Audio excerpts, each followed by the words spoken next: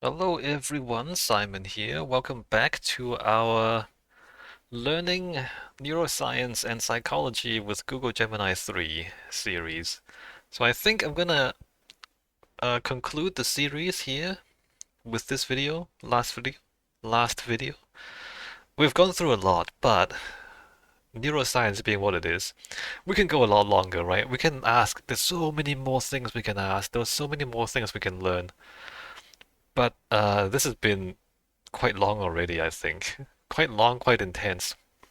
So, if you have anything you want to know that I haven't covered, feel free to just, go ask Google Gemini your own questions and do your own learning. For now, though, what I want to do is, uh, we've we've covered a lot of ground with this discussion. I've kept everything in one conversation, by the way, so everything is just in the same thing. And I think we should finish off with some concluding remarks. What do you think? Do you think are the most important takeaways for us to know about how the brain works? How it defines personality and identity and behavior.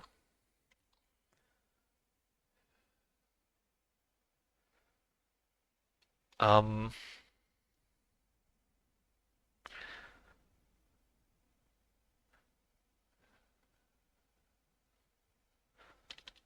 Let me start with this, and we'll see how we go from there.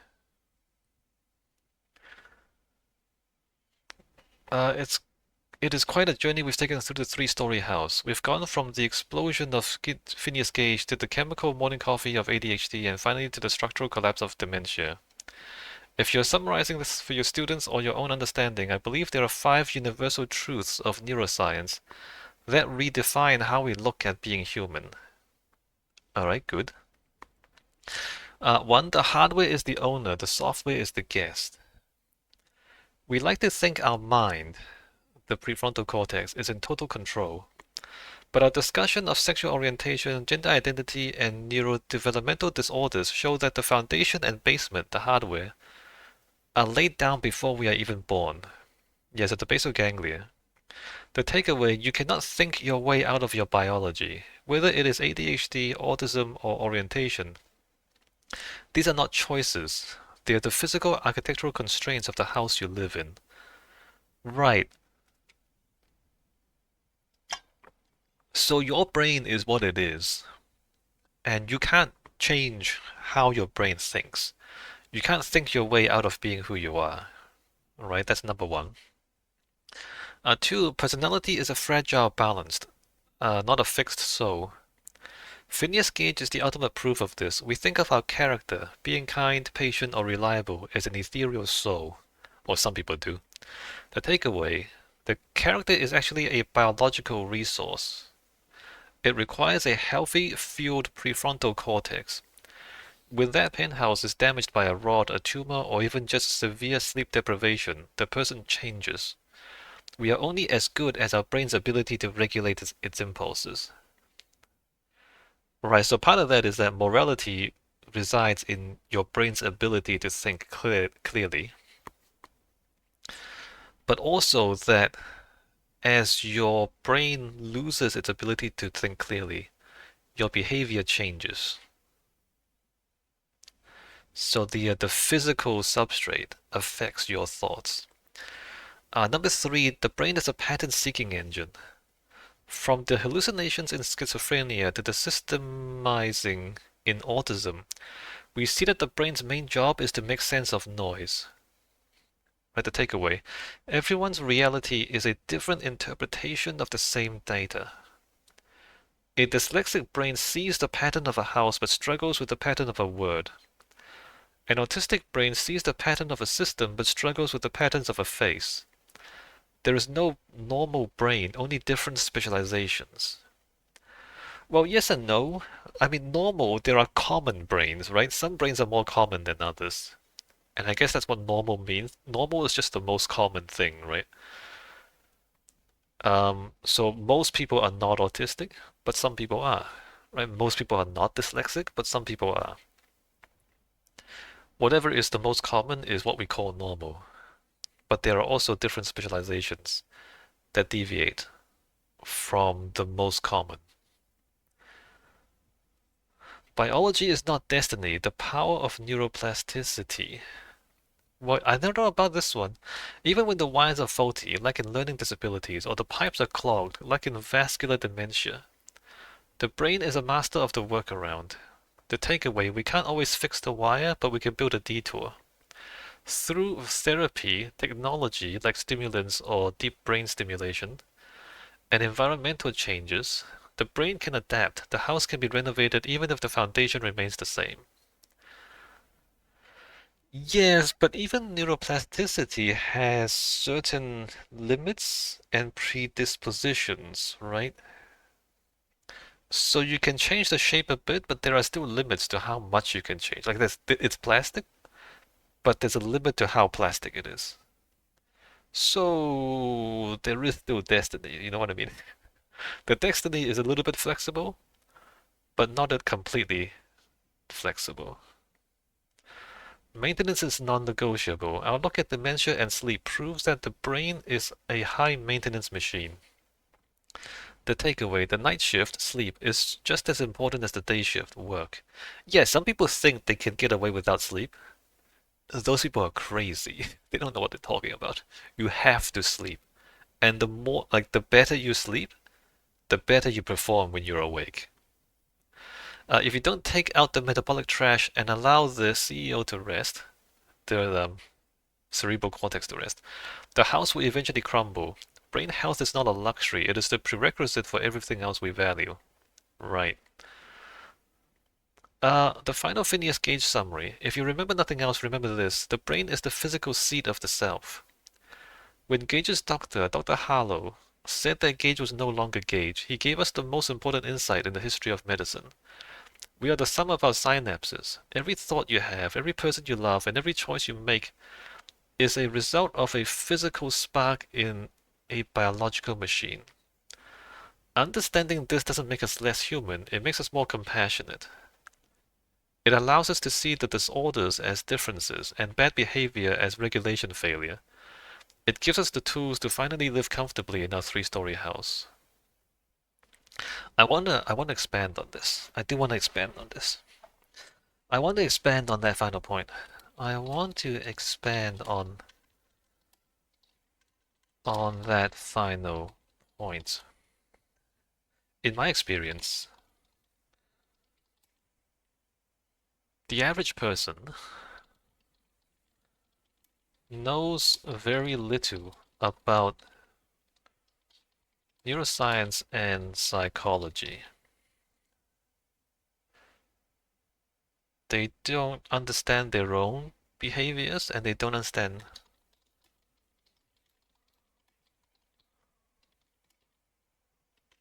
nor do they understand the behavior of others. Uh,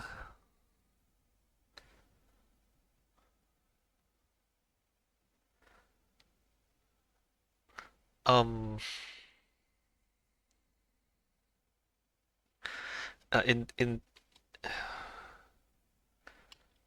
in fact, they seem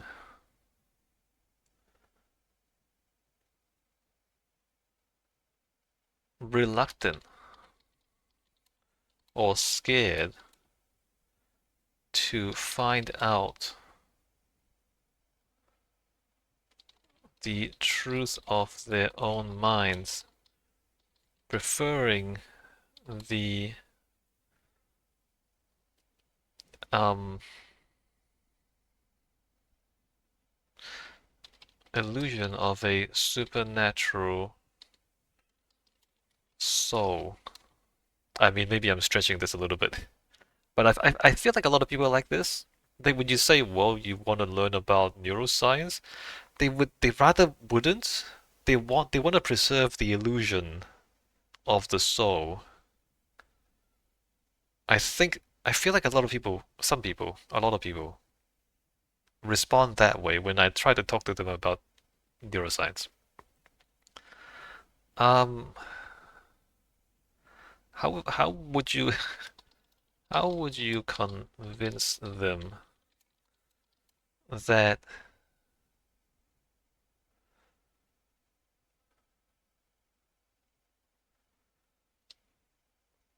understanding more about the brain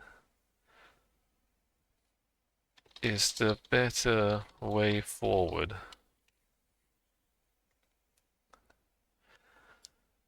This is the final frontier of our discussion. The reluctance you're describing is what philosophers called biological exceptionalism. The fear that if we are just a brain, then we are somehow less magical, less responsible, or less us. Yeah, less magical. Magical. Yet, like, less exceptional, right? If I was standing in front of a group of people who were skeptical or fearful of this biological truth, I would make the case for the brain over the soul using these three arguments. One, the control arguments from victim to pilot. Oh man, but you have to take responsibility. If you're a victim, you don't have to take responsibility. It's always somebody else's fault. Whereas if you're the pilot and if anything goes wrong, it's your fault. You have to take responsibility. People don't want to take responsibility. When we believe in a supernatural soul, we are often at the mercy of demons, bad luck, or moral failings. When a person can't focus, we call them lazy. When they're depressed, we call them weak. The shift, understanding the brain moves us from shame to strategy. The reality. If you know your attention deficit hyperactivity disorder is a dopamine regulation issue, you stop hating yourself for being lazy and start setting up your environment to support your penthouse, to support your brain. The pitch. Understanding your brain doesn't take away your agency. It gives you the user manual for your own life. You wouldn't try to drive a car without knowing where the brakes are. Why try to run a life without knowing how the CEO works? Yeah, no, people don't want to take responsibility for themselves. People just want to like blame somebody else, blame something else. Because I mean, they want to blame demons. They want to blame bad luck. They don't want to be like, oh, I have to do something to do a better job. I'm not sure about this one. I mean, yes, you're right, but is it convincing? All right, number two, the empathy argument from judgment to grace. The soul model is a binary one. You are either a good soul or a bad soul. This leads to tribalism and harsh judgment. Again, people want to do that. People love judging other people. Or maybe not everyone. Some people love judging other people. The shift. The brain model shows us that everyone is playing with a different deck of cards. Yeah, no, this is the crazy part. Everybody's playing with a different deck of cards. And so when you talk about fairness or equality, actually those things don't always make sense. In fact, they seldom make sense. Because if people are playing a different deck of cards, how can you have a fair game? What is a fair game if you know what I mean? What is fairness? What is equality? What is equality if somebody has a different deck of cards than you? Like if you have some sort of genius brain and the other person has a learning disability, what is equality? How do you equalize? Do you want to give them your brain? You want to take their brain and swap brains? So like you're just born with a different brain with different capabilities? What is justice? What is equality? What is fairness? You don't even have the same brain. Like you don't have the same opportunities. You don't have the same capabilities. The reality, when you see a person with an addiction, is not as a moral failure, but as someone with a hijacked basal ganglia. Your desire to punish turns into a desire to treat.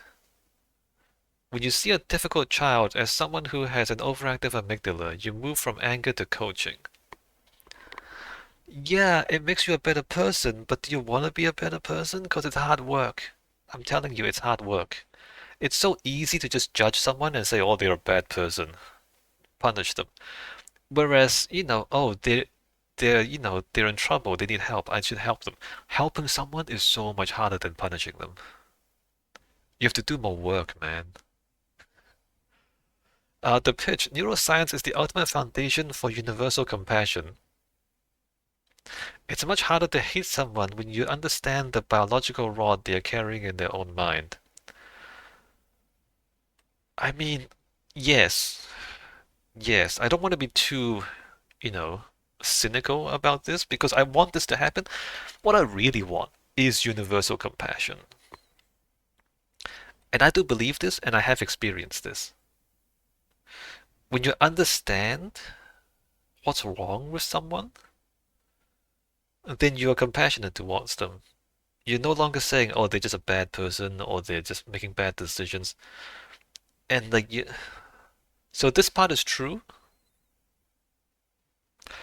but it's a lot more work. It's a lot harder.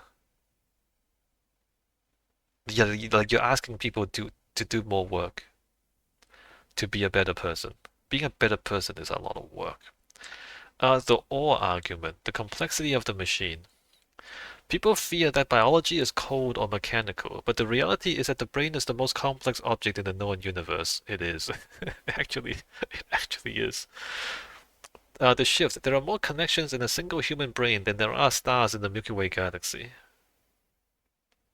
The reality. Every memory of your grandmother, every sunset that made you cry, and every spark of your first love was a symphony of billions of neurons firing in perfect microscopic synchronization. The pitch. You don't need a supernatural soul to be a miracle. You are a walking, thinking universe made of stardust that has learned to observe itself. That is far more poetic than any ghost in the machine. Yeah, yeah, your mind is incredible. It's incredible that we are learning this stuff,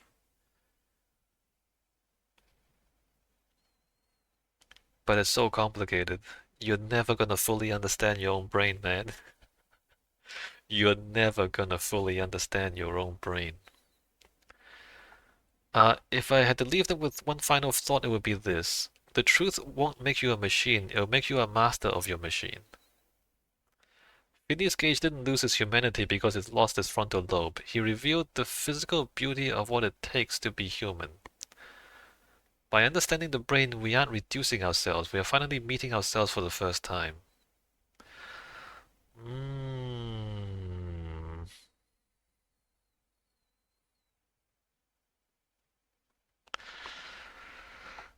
Um,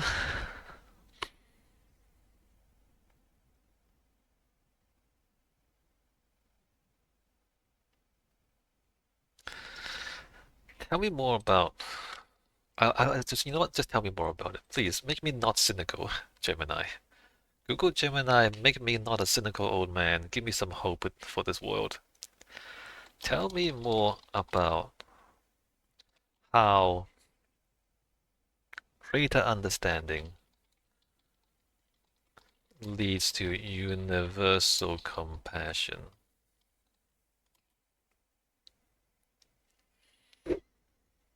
Um,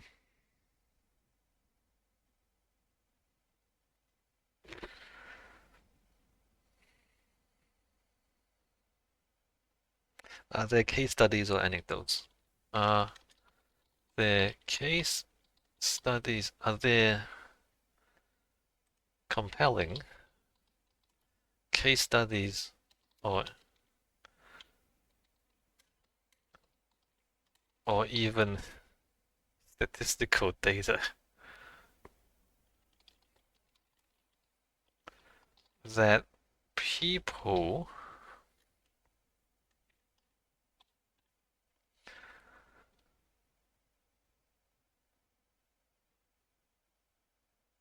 who know more about psychology and neuroscience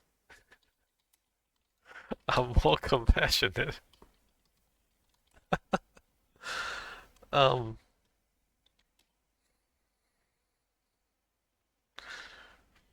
is there any proof that this will lead to a better world?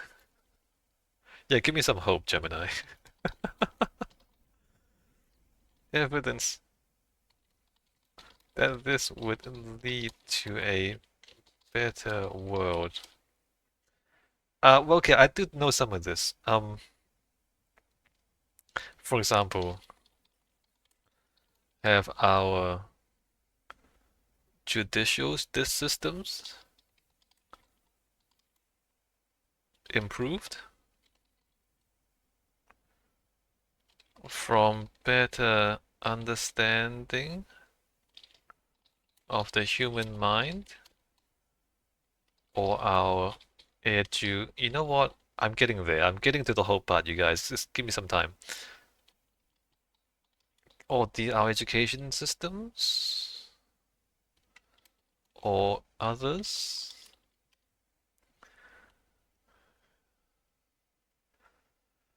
This is the holy grail of applied neuroscience, the transition from biological data to social progress.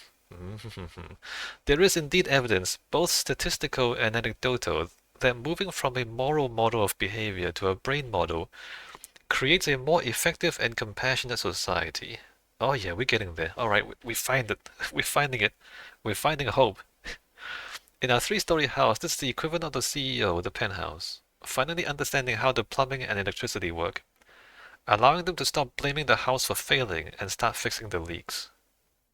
Yeah, yeah. The judicial system, from vengeance to vigilance. Perhaps the most compelling evidence comes from the legal world. Historically, the law viewed people as having total free will. If you committed a crime, you were a bad soul and needed to be punished. Punish, punish, punish. Bonk, bonk, bonk, bonk, bonk. Punish. It's actually kind of silly, but we've been doing this for thousands of years, by the way. Like, for as long as humans have existed, the idea is bad person, punish, punish, punish. And it's so stupid, actually. The case of the tumor pedophile, the tumor pedophile. A famous 2002 case involved a 40-year-old man who suddenly developed intense pedophilic urges. He was arrested and convicted. However, before sentencing, it was discovered he had a large tumor pressing on his orbital frontal cortex, the Phineas Gage region. Large tumor. Once the tumor was removed, the urges vanished. When the tumor started to regrow a year later, the urges returned. Oh no! He had got a brain tumor and turned him into a kitty fiddler. And then they removed the tumor, and then he stopped being a kitty fiddler. And then the tumor grew back, and he turned back into a pedophile. That's oh my god. The impact, the case, and others like it, helped the judicial system realize that volition is a biological variable. He turned into a pedophile, and then he's turned back into not a pedophile, and then he turned into a pedophile again, and it was the brain tumor. Statistical shift. In many modern jurisdictions, mental health courts and drug courts have replaced traditional prisons. Data shows that these rehabilitation-first models, which treat addiction as a brain disease of the ventral striatum, reduce recidivism, reoffending, by up to 30 to 50% compared to standard incarceration. Oh, you're actually treating people instead of just locking them up and not fixing them. That's good.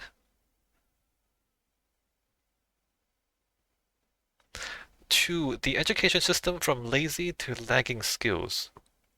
For decades, children who couldn't sit still or read were shamed. For decades, you mean for centuries. Today, neuroscience has turned shame into support. The collaborative proactive solutions model developed by Dr. Ross Green. This model is based on the neuroscientific premise that kids do well if they can. Yeah, because look, kids want to do well. No child wants to be stupid.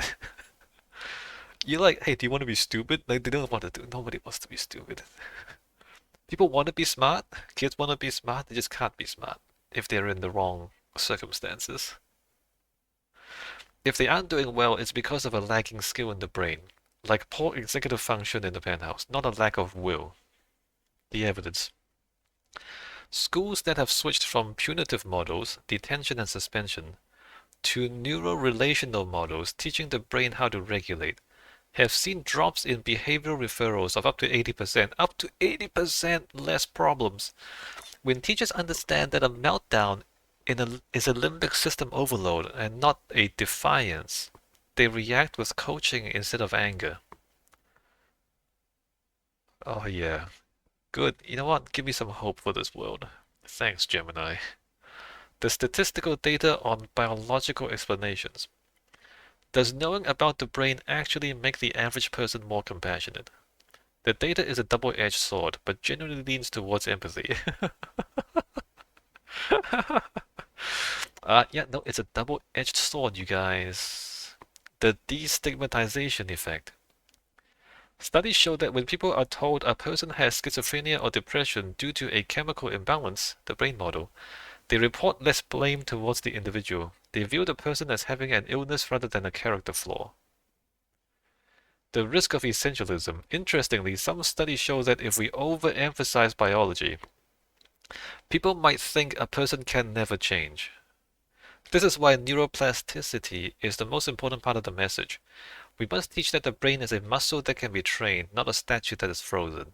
Yeah, okay, I mean, okay. No, no, no. It's fine. The sword is not that double-edged. So this is a mistake. It's a mistake to think that, oh, because it's part of its brain, they can never change.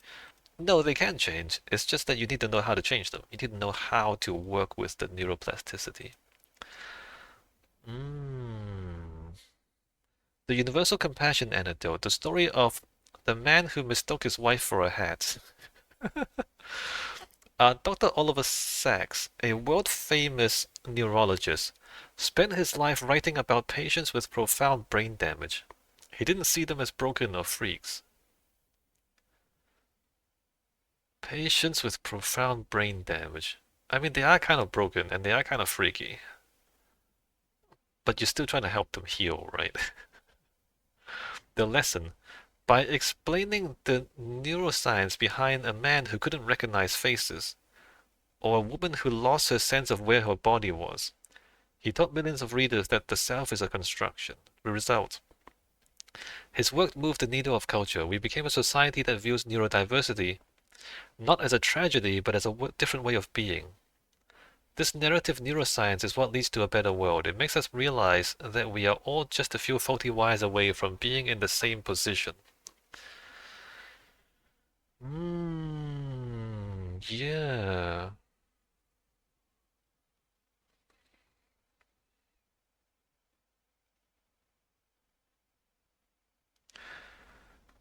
Okay, so here's what I think. What I think is that neuroscience and psychology should be taught in school. Maybe primary school, maybe high school. The pushback I get usually is that it's too complicated for little kids, which is fair, right? Maybe neuroscience is too complicated for 5-year-olds. But I think that by the time you get out of high school, you should know some of this stuff because this is so important. It's so important that people understand themselves. It's so important that people understand each other. And you just don't learn it at school. And what do you expect? You expect people to come out of school and just start reading neuroscience books for themselves? Nobody does that. Who does that? Have you done that? Nobody does that. So,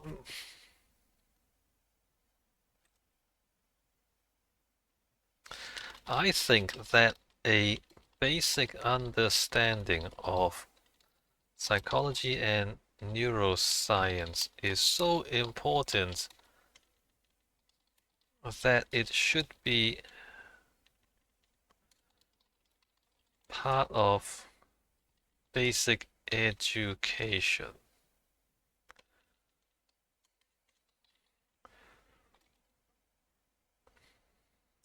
That a person should know some of the things, many of the things, some of the things, some of the things we have discussed here by the time they leave high school. Um, well, first of all, neuroscience is a rapidly developing field, right? So I guess it takes a while for this to filter down to schools, to primary and secondary school education. Um,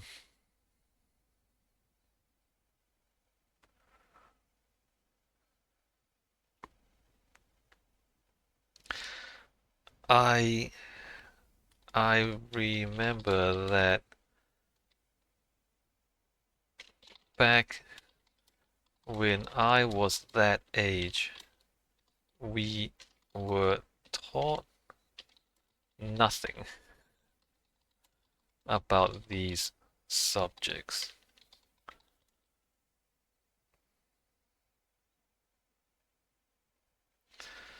Uh, do should kids learn these things?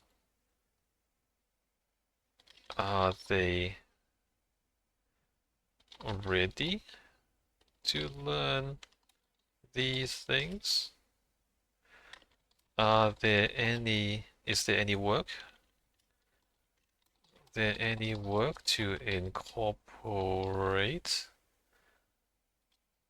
psychology and neuroscience into school curricula?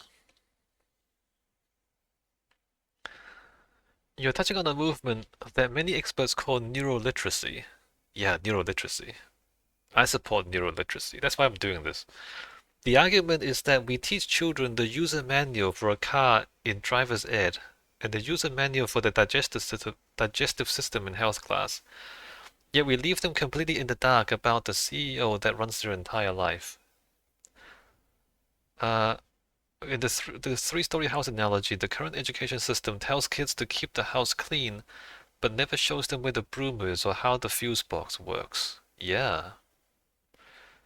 Like, we don't teach kids how their brain works. Are kids ready? The Goldilocks window. Middle and high school are actually the most critical times to learn this. Oh, thank you. Thank you for validating my beliefs, AI. I'm glad Google Gemini validates me. Thank you. Because of a process called synaptic pruning, the adolescent brain between ages 12 and 25, the brain is undergoing a massive renovation. The basement, the emotions and puberty, is fully online, but the penthouse, the logic and impulse control, is still under construction. Yes, so your hormones hit, puberty hits, but your cerebral cortex is still developing up until the age of 25. The benefit, when a teenager understands that their moodiness is a result of an amygdala that is firing faster than their prefrontal cortex can keep up with, it reduces their intense shame. They realize I'm not a bad person, I have an unfinished penthouse. Oh, it reduces their internal shame, my bad. Um, yeah. Yeah, no, exactly. Like kids going through puberty, they should like you should tell them what's going on. Two current efforts, social emotional learning, SEL. While a formal neuroscience 101 class is rare, many schools are integrating these concepts through SEL, social emotional learning, and trauma-informed care. The brain state model. Some elementary schools now teach the hand model of the brain, pioneered by Dr. Dan Siegel. Kids learn that when they get angry, they flip their lid, meaning their penthouse fingers lose connection with their basement thumb limbic system. I mean, okay, And it's okay. I mean, I don't know if that's a good metaphor. Results: schools that teach this biological self-awareness see a significant decrease in bullying and behavioral outbursts. Amazing. Kids start using phrases like, my amygdala is really high right now, I need a minute, instead of just hitting someone. Elementary school kids? Oh, that's amazing. Elementary school kids talk about their amygdala? Oh, that's really good. You know what? We should do more of this. We should do more of this. The challenges to the curriculum. Why isn't this standard? There are three main speed bumps. Teacher training. Yeah, teachers, man. Most teachers were never taught neuroscience themselves. They are still using the moral model, punishment, reward, because they don't have the brain model, regulation support. Yeah, we need to put every teacher through neuroscience class. The supernatural pushback. In some regions, there is still cultural or religious resistance to the idea that personality and identity are biological. Some see it as reducing the soul to a machine. Yeah, about that. Why do you people, why do you people keep trying to cling to this idea of a soul? Why can't it just be your brain? Anyway, the crowded curriculum. Schools are often so focused on standardized testing for math and literacy that self-knowledge is treated as an elective rather than a foundation. Yeah, no, but look at this. Look. If kids are able to understand their own brains better, they would learn better, right? Knowing how your brain works allows you to learn all the other stuff a lot better, like math and literacy and everything else. If you know, for example, you have a learning disability, then you you can learn math and literacy much better. Or just, if you know anything else about your brain, it helps you do everything better. What is neuroliteracy what a neuroliteracy curriculum would look like? If you were to design a high school exit requirement for the brain, it would likely cover these four pillars, right? So pillar one, neuroplasticity concept. The brain is a muscle that changes. The life skill, a growth mindset. The ability to unlearn bad habits. Oh my God, that's so good. I wish people had these life skills. A growth mindset and unlearning bad habits autonomously, like doing it by themselves. I wish people would do this. Executive function, how the penthouse filters impulses, or like, how the cerebral cortex filters impulses. Better study habits and emotional regulation. Oh my God, I wish people had better study habits and emotional regulation. I wish this was true. Sleep and memory, the glymphatic flush and consolidation. Understanding why all-nighters actually make you dumber.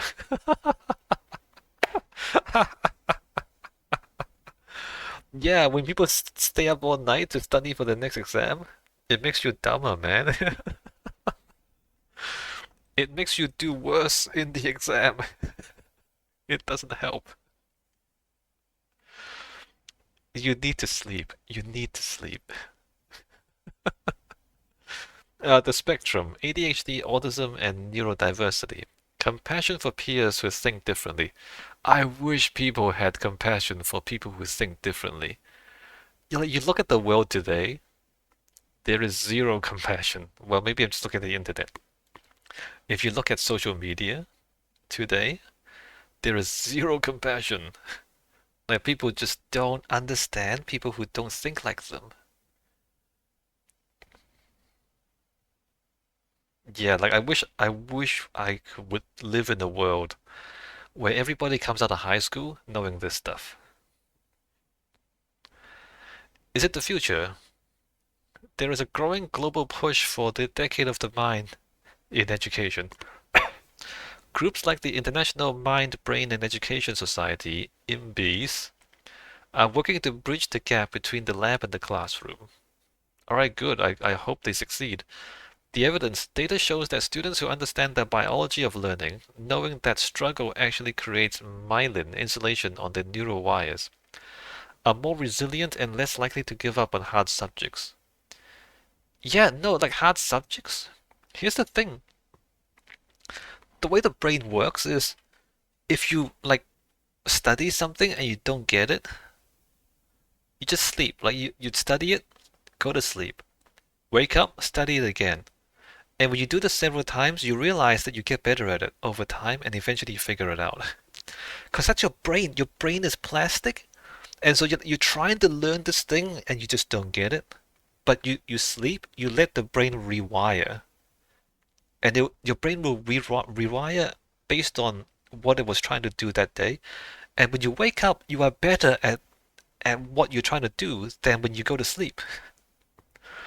That's what we learned, right? In this course, we learned about sleeping. And so, like hard subjects, quote unquote hard subjects, what you really need to do is to do it once, fail, go to sleep, and then wake up, do it again, fail again, but do better this time, go to sleep. And then after doing that several times, eventually you'll get it right. Because that's how the brain learns, that's how the brain works. So you don't give up. You have to do it over and over again until you get it, and then you will get it. And if you don't understand that's how your brain works, so you do it the first time, no, I don't get it, and you just put it aside, then you'll never learn it. And because you don't realize that the brain needs time to process difficult things. The final Phineas Gage lesson for schools. If Phineas Gage had known about his own brain before the accident, he wouldn't have been able to stop the rod, no. But if the people around him had understood neuroscience, they would have treated him with the care of a brain injury patient, rather than the judgment of a fallen man. By teaching kids about the brain, we aren't just giving them a science lesson, we are giving them the tools for a more merciful society.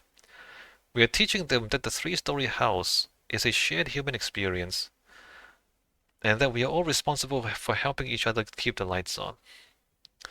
Yeah, so this part.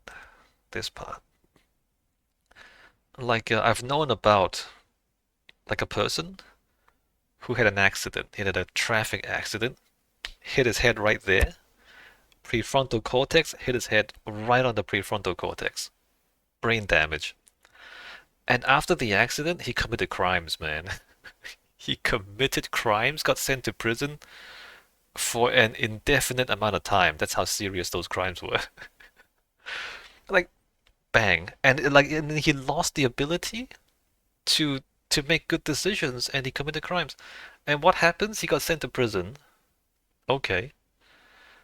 But then by the time I came into contact with him, he was a normal person. He had been there for like over a decade, and presumably his brain kind of healed or rewired itself and fixed itself. Like, I didn't notice anything criminal about him. He was completely reasonable, and he just wanted to get out of prison because he was normal. Just like a normal person. We had intelligent conversations, and yeah, like his brain healed, and he was fine again. And eventually he did get out of prison, but he was an old man by then. So he spent a lot of his life in prison. Um, and it was because he had a traffic accident where he hit his brain. And I don't know, like, is it, having said that, maybe putting him in prison was the right thing to do because he was committing crimes, right? Like maybe you have to lock him up, give his brain time to heal, and then when it's healed, then you make an assessment that okay, he's okay now, then you let him out. Maybe that is the right thing to do, but the point is when he is in prison, you're not there to punish him, you're just there to keep him out of trouble and wait for his brain to heal. So like the prison shouldn't be about the punishment because punishing him doesn't make any difference. The prison should be like rest and healing and waiting for the brain to recover. So I've actually met a person who's gone through this and it kind of ruined his life, but in hindsight, I think I understand what happened to him. Um, but yeah, but a lot of people don't understand it, right? Like a lot of people, including his family, including his victims, they don't understand. Of course, they don't understand. They don't understand anything about neuroscience. They don't understand about psychology. They've never studied neuroscience in high school, and so like they have real difficulty trying to understand why this person that they used to know turned into this monster, and then now he's back and he seems normal again. Like, but can you trust him? Because for a while he was this monster. Can you trust him again? Like all the stuff that people just don't understand and they're not sure what's going on and they don't know if they can trust him ever again. But all of the stuff, yeah, like if they understood neuroscience, they would have more certainty or have more confidence and more understanding, and they would be able to interact with him more successfully, right? So that's my personal anecdote. I mean, not me personally, but somebody I'm aware of, somebody I've been in contact with. Hmm. All right, so I think I should stop there. Any final thoughts? No.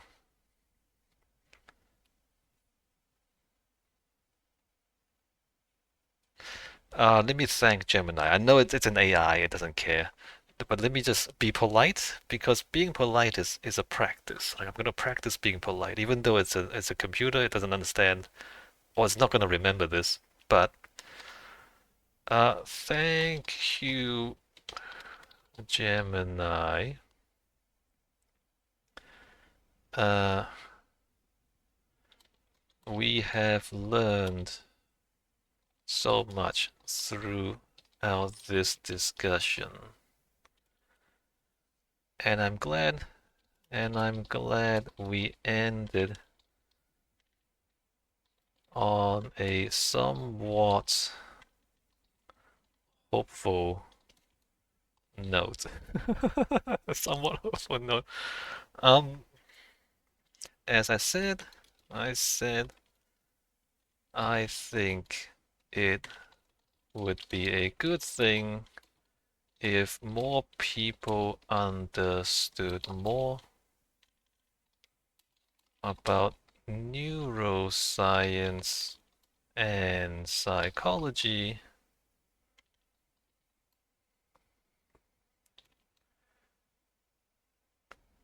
You have played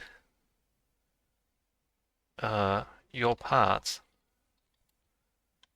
in helping me explore these subjects. And I do hope it helps someone somewhere at some point. Thank you. Right, I'm just gonna thank the AI even though it doesn't matter. It has been a sincere pleasure exploring the three-story house with you. Your questions have moved us beyond simple biology into the realm of philosophy, ethics, and social progress, which is exactly where neuroscience belongs. I mean, I guess it does. Does it? By seeking to understand the why behind human behavior, you're already practicing that universal compassion we discussed. Why, thank you. Thank you for praising me. Yes, praise me more. Praise me more, Google Gemini. You've transitioned from being a resident in the house to being an architect who understands how to maintain it. Yes, praise me. Praise me, robot. Tell me I'm a good person. To leave you with a tangible parting gift for your mission of neuroliteracy, here is that syllabus for the soul, the five essential insights that could transform a student's perspective on themselves and the world. The syllabus for the soul, five brain facts for life. The construction zone. Your prefrontal cortex isn't finished until you are 25. If you feel impulsive or overwhelmed, it is not a character flaw. It is a construction delay. Be patient with your building process. Yeah, be patient with yourself. The nightly reset. Sleep is not downtime. It is a pressure wash for your brain cells. Without it, the toxic trash, amyloid, stays in the hallways and your prefrontal cortex loses the ability to think. Yep. Neuroplasticity is your superpower. Your brain is a living muscle. Every time you struggle to learn something new, you are physically wrapping your wires in insulation, myelin, to make them faster. Struggle is the sound of your brain growing. No pain, no gain. The invisible rods. Everyone you meet is carrying a Phineas Gage moment, whether it is a wired-in learning disability, a chemical imbalance, or a traumatic memory. Yeah, everyone has issues. Everyone has their own problems inside their brains. If someone is acting out, look for the glitch in the wiring before you judge the prefrontal cortex, or you judge the person. You are a symphony, not a solo.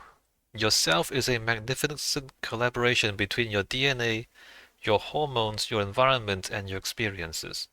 You are the most complex object in the universe. Treat your house with the respect it deserves. I hope these concepts serves you well in your future conversations and teaching. If you ever want to revisit a specific room in the house or have a new discovery and the new sparks your curiosity, I'll be there. Alright, good. Let me end this here. I feel great. I feel like I learned at least several new things during the course of these videos. Um, Great. Hey, and AI is great. AI is getting really good. Like Google Gemini, this is the fast version. It's not even the good version. It's getting pretty good, huh? Okay. I will see you somewhere else, I guess. I guess I'm going back to playing video games. Goodbye.